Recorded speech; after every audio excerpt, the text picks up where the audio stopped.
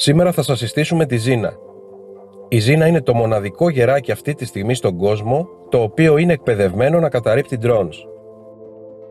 Μαζί μας έχουμε φυσικά και τον εκπαιδευτή της, τον Σταύρο Αθανασίου, ο οποίος θεωρείται ο καλύτερος εκπαιδευτής άγριων πτηνών στην Ελλάδα και ένας από τους κορυφαίους στον κόσμο και μέτρη του εγχειρήματος με τα drone. Σε αυτό το βίντεο θα δείτε τι άλλο, την κατάρριψη ενός ύποπτου drone και πραγματικά σπάνια πλάνα που είχαμε την τύχη να τραβήξουμε.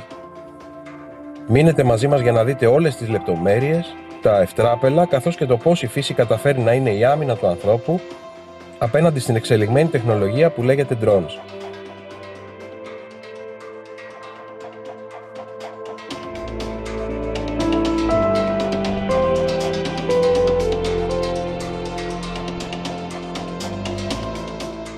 Σίγουρα θα αναρωτηθεί κάποιος γιατί γεράκι και όχι αετό για ένα τέτοιο εγχείρημα.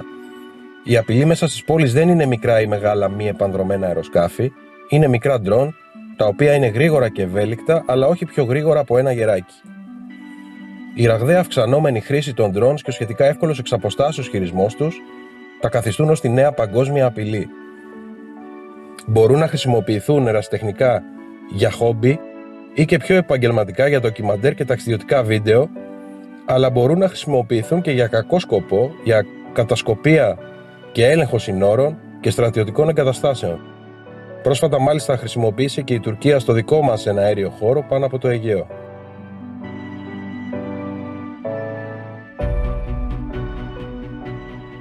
Επίσης χρησιμοποιούνται ακόμα και για μεταφορά εκρηκτικών, πολλές φορές παρενοχλούν αεροπλάνα κοντά ή ακόμα και μέσα σε αεροδρόμια και πρόσφατα είχαμε επίθεση με εκρηκτικά σε πετρελαιοπηγές στη Σαουδική Αραβία που έπιασαν στον ύπνο τα συστήματα ασφαλείας τους. Τα είδαμε στην απόπειρα δολοφονίας του Προέδρου Νικολάς Μαδούρο στη Βενεζουέλα και σε ορισμένες περιπτώσεις χρησιμοποιούνται για μεταφορά ναρκωτικών ακόμα και στις φυλακές. Φυσικά δεν είναι όλα τα drone ύποπτα, αλλά πολλές είναι οι χώρες που ψάχνουν μέθοδο κατάρριψης των ύποπτων. Το μεγαλύτερο που μπορεί να ρίξει, το μεγαλύτερο drone που μπορεί να κατεβάσει. Το μεγαλύτερο είναι σε μέγεθος Inspire, Phantom, τέτοιου μέγεθους. Αυτή τη στιγμή η τεχνολογία έχει προχωρήσει τόσο πολύ. Υπάρχουν τα λεγόμενα racing drones, τα οποία κινούνται με εξαιρετικά μεγάλες ταχύτητες και κάνουν δύσκολους και απότομους ελιγμούς. Ένα από αυτά είναι και αυτό που βλέπετε στις οθόνες σας, το οποίο δεν είναι ιδιαίτερα ακριβό, αλλά παρόλα αυτά μπορείτε να δείτε πόσο επιδέξια κινείται ανάμεσα σε δέντρα και βράχια, με εξάσκηση λίγων ωρών από το χειριστή του.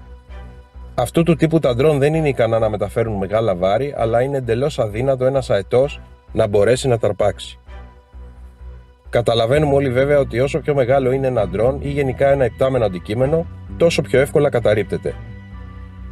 Ο βραχνάς και ο μπελάς των μυστικών υπηρεσιών είναι τα μικρού μεγέθους υπτάμενα αντικείμενα, τα οποία πολλές φορές δεν συλλαμβάνει το ανθρώπινο μάτι. Το μέλλον στις μεθόδους καταπολέμησης των ύποπτων drones θα είναι τα γεράκια, μιας και ο όγκος των τετρακόπτερων συνεχώς μικραίνει, ενώ οι αποδόσεις τους ολοένα και αυξάνονται. Αυτά που βλέπεις, αυτά τα πουλιά, ένα πουλί να μπορεί να φτάσει 600-700 μέτρα, να εξαφανιστεί από τα μάτια σου και ξαφνικά να βουτήξει και να έρθει πάνω σου, είναι εκπληκτικό. Και πόσο μακριά βλέπει το? 10 χιλιόμετρα.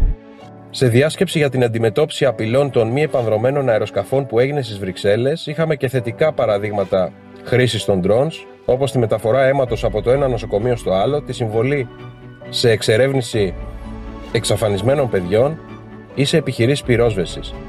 Όπως προκύπτει από σχετικές αναλύσεις, δεν πρόκειται για μια πρόσκαιρη μόδα και το οικονομικό όφελος από τη χρήση τους μόνο για την επόμενη πενταετία εκτιμάται σε πάνω από 120 δισεκατομμύρια δολάρια. Μόνο στις ΗΠΑ υπολογίζεται ότι θα δημιουργηθούν τουλάχιστον 100.000 θέσεις εργασίας. Εννοείται ότι έχουν σώσει χιλιάδες ζωές και πολλά εκατομμύρια ευρώ από τα αεροσκάφη, γιατί ένα πουλί να μπει σε μια τουρμπίνα θα καταστραφεί ολοσχερός και έχουμε στο παρελθόν ατυχήματα. Οπότε όλα τα αεροδρόμια φροντίζουν και έχουν bird control ή pest control, όπως λέμε, και η πιο αποτελεσματική είναι τα αρπακτικά.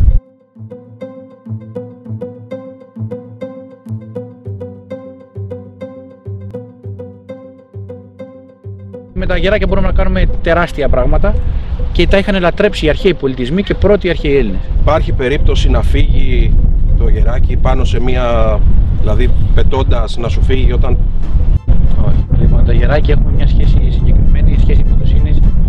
Το αν απομακρυνθεί από σένα ή χάσει τον προσανατολισμό του είναι καθαρά τυχαίο γεγονός που μπορεί να καταδιώξει το θύραμα ή το drone ή οτιδήποτε. Γι' αυτό πάντα και όλα τους έχουμε πάνω από μπούς. Θα το βρίσκεις μετά. Ναι, κατευθείαν πάμε, μας λέει που είναι το GPS, πάμε, το φωνάζουμε και γυρίζει. Η συσκευή αυτή που βλέπετε στην ουρά μαζί με την κεραία αποτελεί τον πομποδέκτη του GPS που έχει πάνω του το γεράκι.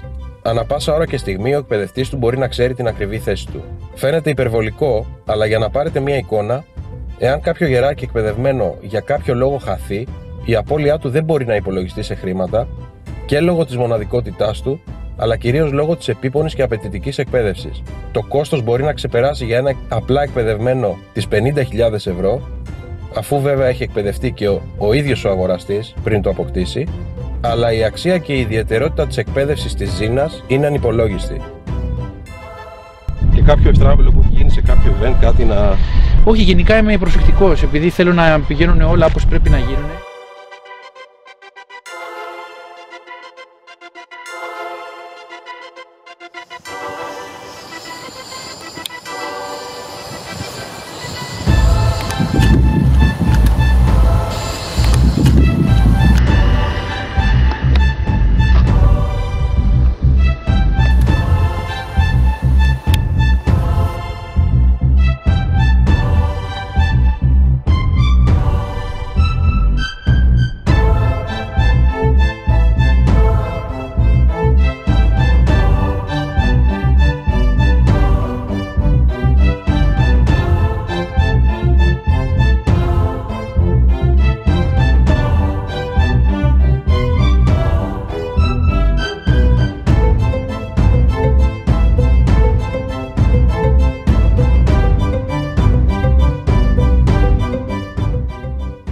Βλέπετε ξανά τον τρόπο με τον οποίο επιτίθεται.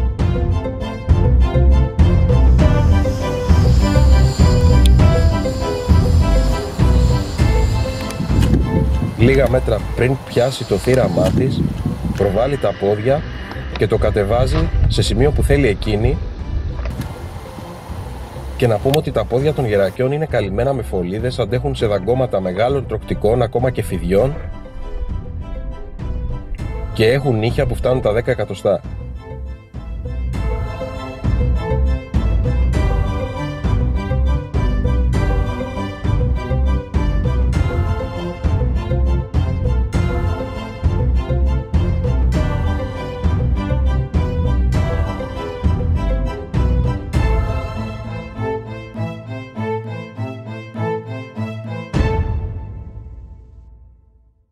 Σε αυτό το σημείο βλέπετε πώς το έχει αγκαλιάσει για να το προστατέψει.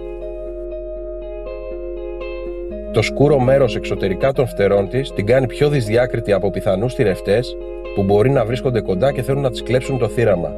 Και το εσωτερικό μέρος των φτερών τους είναι λευκό, ώστε ένα θύραμα από το έδαφος, κοιτάζοντας προς τον ουρανό, να μην μπορεί εύκολα να την αντιληφθεί. Ένα τέλειο καμουφλάζ.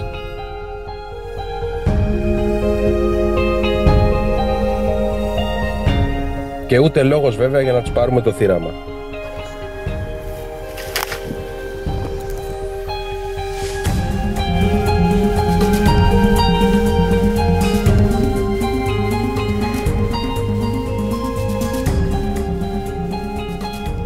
Στο βίντεο είχαμε την τύχη να πάρουμε και πλάνα ουσιαστικά από την εκπαίδευση της Ζήνας, γιατί έπιασε τον ντρόν και αυτή τη στιγμή επιβραβεύεται επειδή έφερε εις πέρα στην αποστολή της.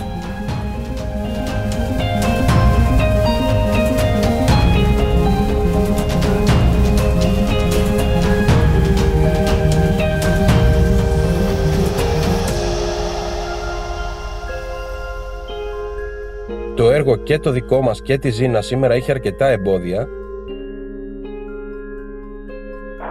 Το παίρνει ο αέρας!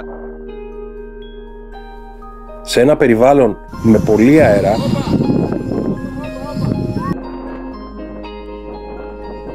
τι έγινε? Με πολύ ήλιο, κάτι που δυσκόλευε τα πλάνα μας. Αυτή έπιασε, η άλλη δεν ξέρω. Που ανεβαίνεις πάνω εκεί κοντά σε πάρει αυτό το γεράκι, μπορείς να πετάξει. Και εσύ τώρα επειδή σου έχω δώσει να φάει, άφηνα λίγο να το φάει, εκεί θα είναι αυτή, δεν φεύγει από εκεί. Στο τέλος όμως όλα πήγαν καλά και με αυτές τις συνθήκες είχαμε την τύχη να τραβήξουμε αυτά τα πλάνα από τον ντρόν. Να ξέρετε, δεν υπάρχει δεύτερη ευκαιρία. Το πουλί μπορεί να έχει τη διάθεση να καταρρύψει ό,τι πετάει. Εμείς όμως δεν είχαμε πολλά ντρόν στη διάθεσή μας και όταν το ρίξει κάτω, το πιο πιθανό είναι να μην ξαναπετάξει.